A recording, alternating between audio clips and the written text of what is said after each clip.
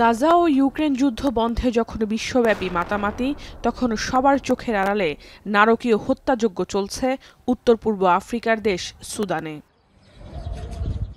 গত ৩ বছর ধরে দেশটির সেনাবাহিনীর সঙ্গে দেশটির আধা সামরিক বাহিনী, র্যাপিড সাপোর্ট ফোর্স বা আরএসএফ এর ক্ষমতা দখলের লড়াইয়ে রণক্ষেত্র রাজধানী খার্তুম, দারফুর সহ কয়েকটি অঞ্চল, যার বলি হয়ে প্রাণ গেছে প্রায় ১.৫ লাখ নিরীহ মানুষের, বাস্তুচ্যুত হয়েছে লাখ লাখ বাসিন্দা।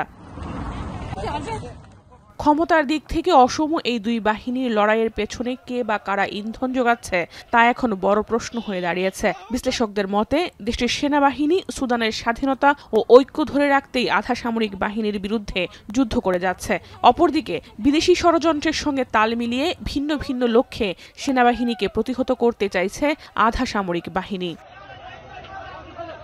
এরই মধ্যে আরএসএফ এর নেতারা সুদানের বেশিরভাগ সোনার খনির দখল নিয়েছে। এছাড়াও সুদানের আকর্ষণীয় সব বাণিজ্যিক পণ্য তাদের অধীনে। ২০২৪ সালের হিসেব অনুযায়ী আরএসএফ এর কাছে ১০ টন সোনার মজুত রয়েছে। সুদানের সঙ্গ শহরে যেখানে গোল্ড রিফাইন করা হয় তাও রয়েছে বিদ্রোহী এই গোষ্ঠীটির অধীনে। এদিকে স্বর্ণের শহর দুবাইয়ের বেশিরভাগ শোনা যায় আফ্রিকার বিভিন্ন দেশ থেকে। মূলত আরএসএফ এর অধীনে থাকা বিপুল স্বর্ণের খনির জন্যই সংযুক্ত আরব আমিরাত তাদেরকে অস্ত্র, গোলাবারুদ সহ আর্থিক যোগান দিচ্ছে বলে অভিযোগ রয়েছে, যার মধ্যে রয়েছে আর্টিলারি শেল ও বিভিন্ন ধরনের ড্রোন, যেগুলো সাম্প্রতিক সময়ে হামলায় ব্যবহার করছে বিদ্রোহী গোষ্ঠীটি। এর বিনিময়ে সুদানকে নিজেদের কবজায় রাখতে চায় মধ্যপ্রাচ্যের দেশটি, যদিও পুরোপুরি বিষয়টি অস্বীকার করে আসছে আবুধাবি।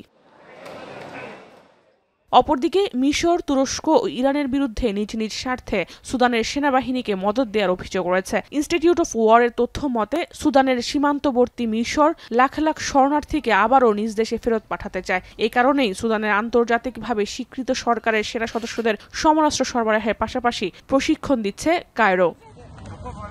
জাহানারা ভূঁইয়া, এখন বিশ্ব।